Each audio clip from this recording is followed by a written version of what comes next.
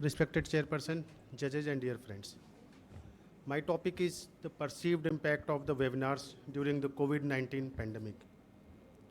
There is no financial interest in it. What happens at the time of the COVID-19, most of them, every institutions were shut down and there was a lot of medical education affected a lot. And when we did the survey, initial survey, then we find out that yes, there was an extensive decrease in the surgical and clinical training everywhere. And what happens, there was a bombardment of the webinars from each and every corners, each and every society and anyone. But no one is knowing what is going on, just have a online meeting, have online seminars and webinars. So we planned this study, means either we are planning, those who are conducting webinars, they conduct their in one way, but there is no feedback. Till we started this survey and the study, there was no published data at that, and immediately this means what is in the attendees' mind, who will attend, what is their sequence, and what is in their thought regarding the webinars. This was only a one-way communication. So with these objectives, we planned this survey to know how actually these webinars are useful in the assessment and of the other things. As it is well known that webinars are a cross-sectional method of the survey, so it is a cross-sectional method. We survey and send the Google form to all the AIOC members and the young ophthalmologists, basically those who are the residents in the list. And the survey was open for the 15 days and 21 questions were asked, and each questions were graded in the scale of 1 to 10, whether what was there. These are the simple questions. Few of them are just to know their demographic profile, but from there unless we, please silent. So on there onwards, we planned out what are the questions, means how useful it is, how this technology will help them in acquiring surgical and clinical skills. Then what is their choice of the webinar, what is the problems they face during the attendance of this webinar, and these 21 questions were asked. And whatever the data was there, we will analyze data by SPSS, and one-way ANOVA test was used for that. After 21 days, 51 days, we got 768 responses we received. 51.2% were from the trainees from the government hospitals, rest were from the DNB institutions or the semi-private institutions. And basically those who have enrolled, most of them are the resident, 95% are around resident, and 4.8 fellows also participated in it.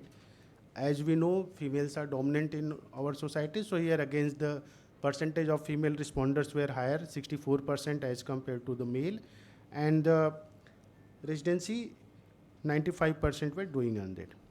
So what is the distribution? Means when we got just a demographic distribution, 13% of the first year responded, 34% second year, and 53% of the third year residents responded in it.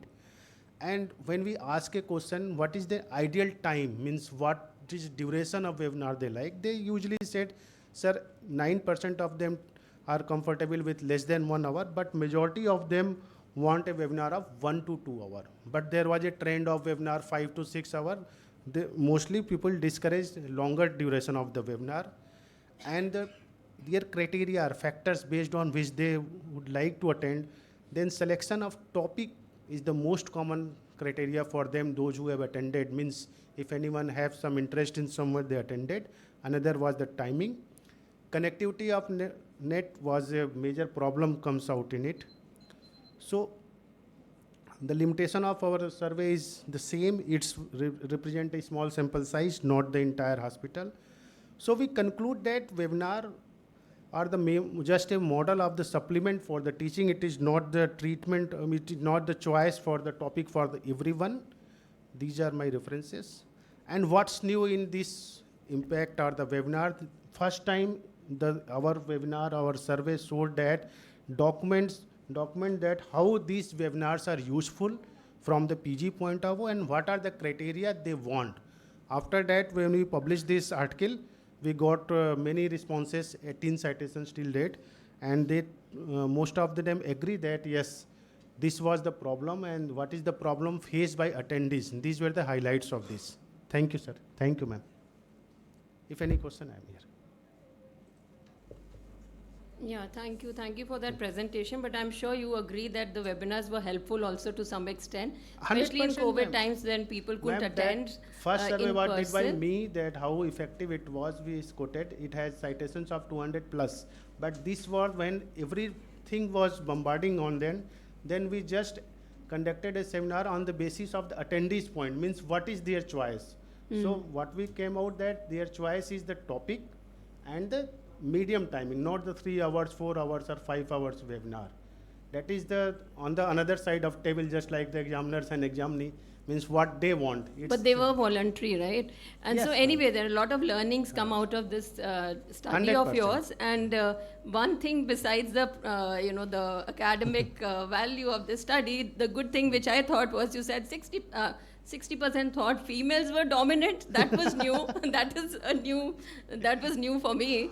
Ma'am, So for, yeah, for that's those just who on are a lighter note. no, And those who are in teaching institutions know, might out of 27 residents, 21 are females. So Great most to know. of the time, every institution nowadays, girls are choosing more ophthalmology than other branches. That is Okay. a recent trend.